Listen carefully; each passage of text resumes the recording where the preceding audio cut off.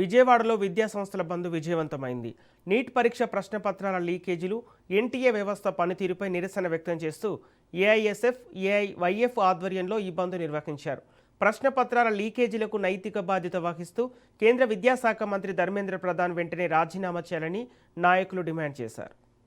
అదే సమయంలో నీట్ వ్యవహారాల కారణంగా ఆత్మహత్యలకు పాల్పడిన విద్యార్థుల కుటుంబాలకు ఒక్కొక్కరికి 1 కోటి ఎక్స్‌గ్రేషియా ప్రకటించాలని కోరారు.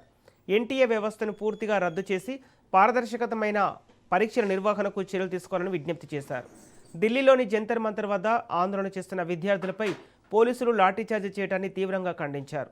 విజయవాడ నగరంలోని కేంద్రీయ విద్యాలయ పాఠశాలను విజయవంతంగా బంద్ చేసినట్లు ఏఐఎస్ఎఫ్ రాష్ట్ర ఉపాధ్యక్షుడు ఎం సాయి కుమార్, ఏఐవైఎఫ్ నాయకులు తెలిపారు.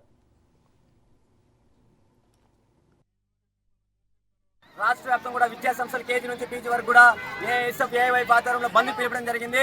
దీనికి ముఖ్య ఉద్దేశం ఈరోజు విద్యార్థులందరూ కూడా నీట్ పరీక్షలకి ఎంతో కష్టపడి వాళ్ళు శ్రమించి వాళ్ళు ఉన్నత ఫలితాలు పొందామంటే ఈ లీకేజీ ప్రభుత్వం ప్రశ్నాపత్రాలను కూడా లీకేజీ కార్యక్రమం వేసి విద్యార్థులు ఉన్నత స్థాయి చేరుకోవాలనుకున్నారు. నిర్లక్ష్యంగా వాళ్ళు ఫెయిల్యూర్ కాదు, ఈరోజు విద్యార్థులు ఫెయిల్యూర్ కాదు, ప్రభుత్వం ఫెయిల్యూర్ అని చెప్పి సందర్భంగా తెలియజేస్తూ దీన్ని ఖండిస్తూ విద్యార్థులు శాంతియుతంగా ఢిల్లీలో జంతర్ మంతర్లో వాళ్ళు నిరసన వ్యక్తం చేస్తుంటే విద్యార్థులను చూడకుండా వాళ్ళపైన దారుణంగా భౌతికంగా దాడి చేసి లాఠీ చేసి రక్తం చిందించే విధంగా పోలీసులు కొట్టారు.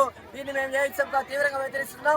దానికి విద్యార్థులకి మద్దతుగా ఈరోజు వాళ్ళకి సంఘీభావనగా ఢిల్లీలో జరుగుతున్నటువంటి నిరసన కార్యక్రమానికి ఆంధ్రప్రదేశ్ రాష్ట్ర వ్యాప్తంగా కూడా విద్యా సంస్థలందరూ కూడా బంద్ పిలవడం జరిగింది.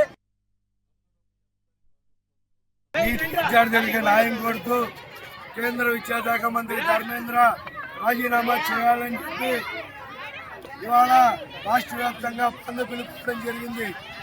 ఈ బంద్లో భాగంగా కేంద్ర విద్యా సంస్థ అయిన కేవీ పబ్లిక్ స్కూల్ని ఇవాళ విద్యార్థి యోజన సంఘాల ఏఎస్ఎఫ్, ఏఐవైఎఫ్ ఆధ్వర్యంలో ఇవాళ కేవీ స్కూల్ దగ్గరికి వచ్చి కేవీ స్కూల్ని మూయించడం అనేది జరిగింది.